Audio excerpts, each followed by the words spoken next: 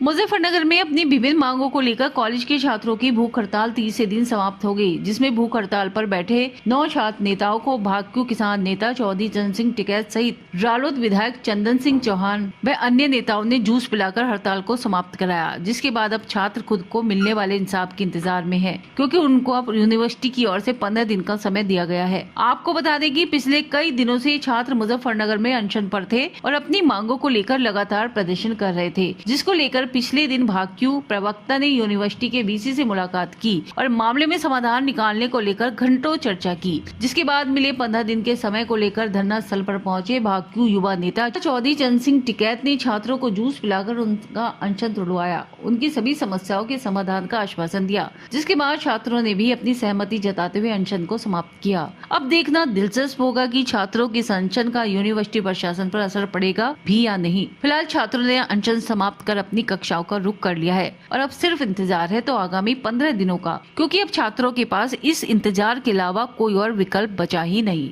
जी, fees तो हमारी fees की जो मांग थी वो तो कम होगी, और रही बात बैग के लिए, उसके लिए कमेटी बिठाई जाएगी। तो 3 दिन का टाइम मांगा है उन्होंने, और जो भी कुछ हुआ सार्थक भैया के समर्थन से हुआ है, और उनका बहुत धन्यवाद है कि वो हमारे सपोर्ट में आए।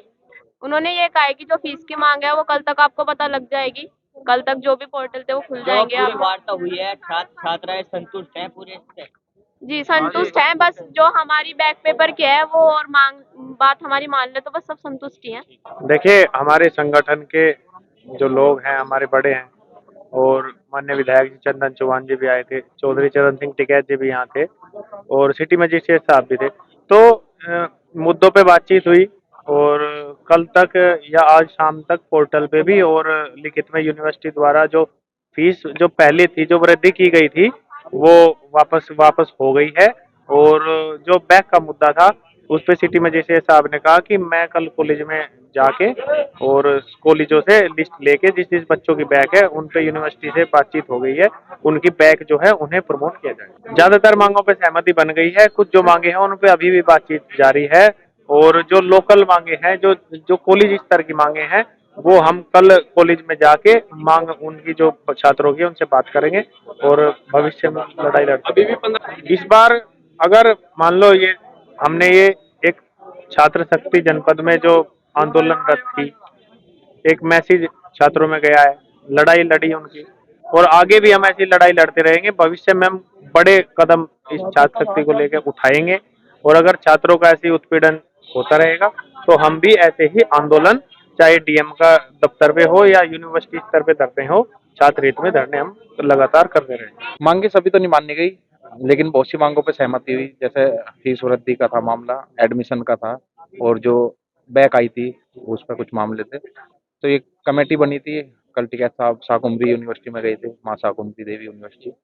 तो वहाँ पे बहुत से मुद्दों पे चर्चा हुई और समाधान भी होगा इनका।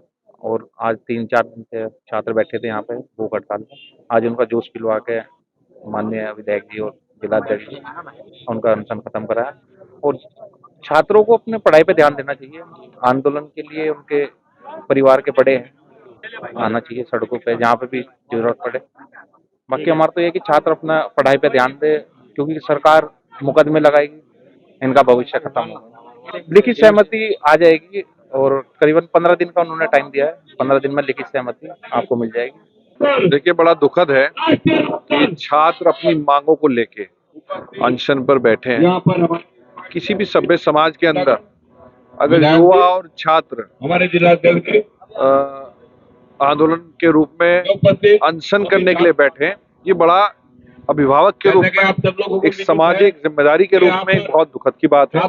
मैं आपके चैनल के माध्यम से और सभी बच्चों को ये निवेदन करने आया हूँ कि कोई भी लड़ाई खाली पेट नहीं लड़ी जाती।